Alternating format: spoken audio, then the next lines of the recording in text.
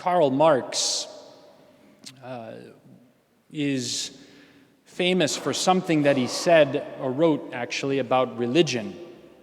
And he said that religion is the opiate of the masses.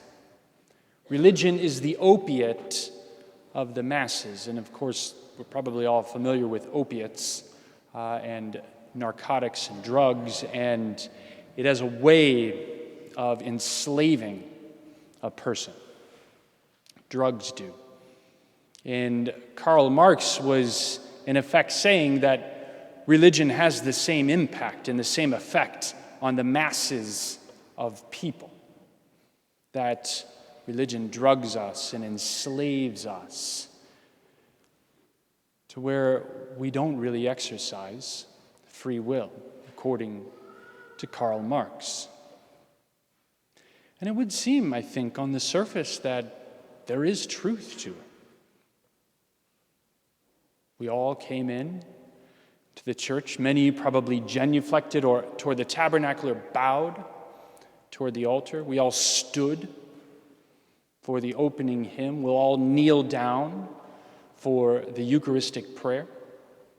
We're all taught from time immemorial what is right and what we ought to do and what is wrong and what we ought to avoid. And this is taught in Mass.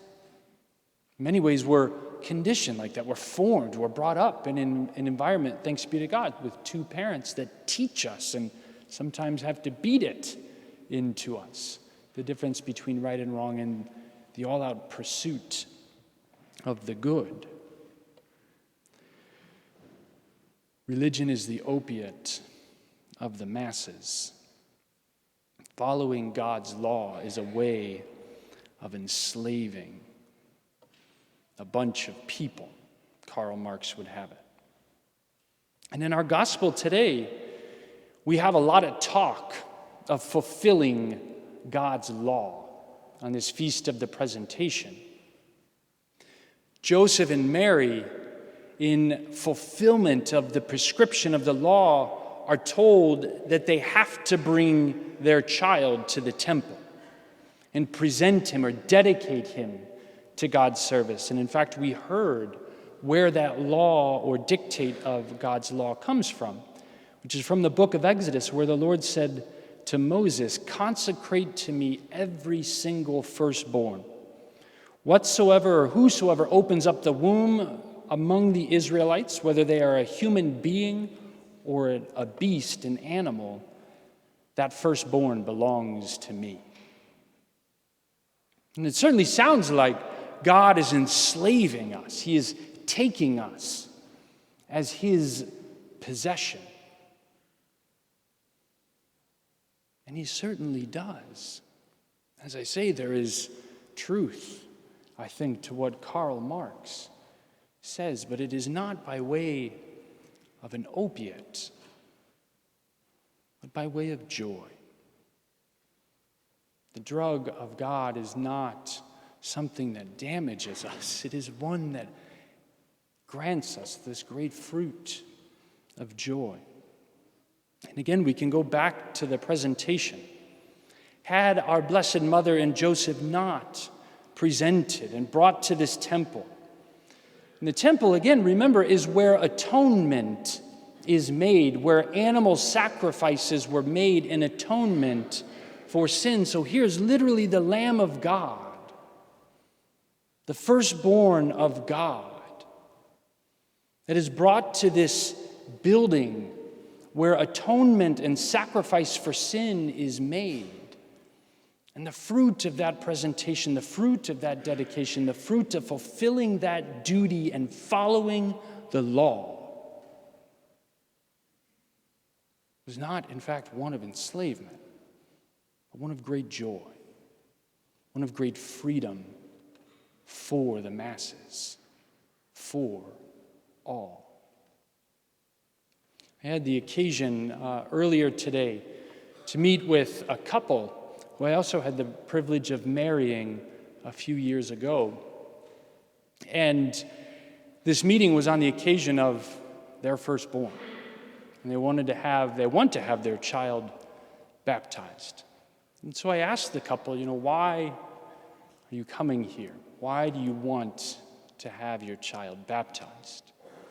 Certainly we discussed the duty, the need for that, the law. It dictates this, that all of us should be baptized and dedicated to the service of God.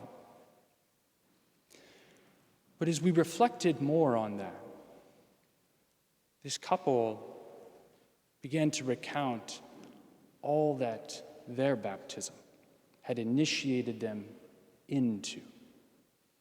All that this dutiful life had given them. Talked about going to school here. Talked about the parish community and being involved in what a great parish it had been for them growing up.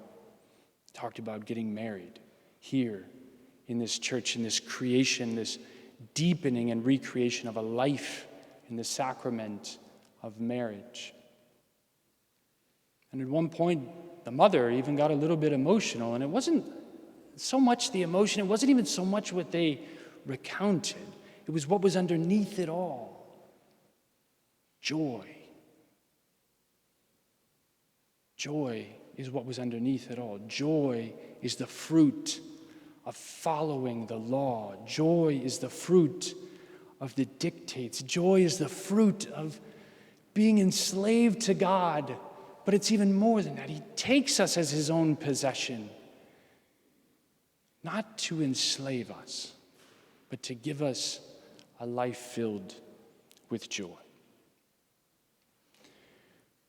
There are days, I know, when it is all that we can do just to fulfill the duty, get to Mass, get to our annual, make that confession once a year, put that sacrifice, that money in the basket, get home and be present, get to work or get to school, get the job done. It's all we can do sometimes to just check the box, to just do the duty. But if we take time to understand what the duty is all about and who it's for and why we do it and to whom we belong to, we have been dedicated and presented to God, and he has taken us as his own possession. We will have far more days, more than checking the box, but days of joy, days of satisfaction, days, weeks, months, a lifetime of fulfillment. Religion may be the opiate of the masses. But what Karl Marx never seemed to understand, what he never seemed to grasp, is that belonging to God is not a life of pain, is not a life of enslavement. It is a life of joy.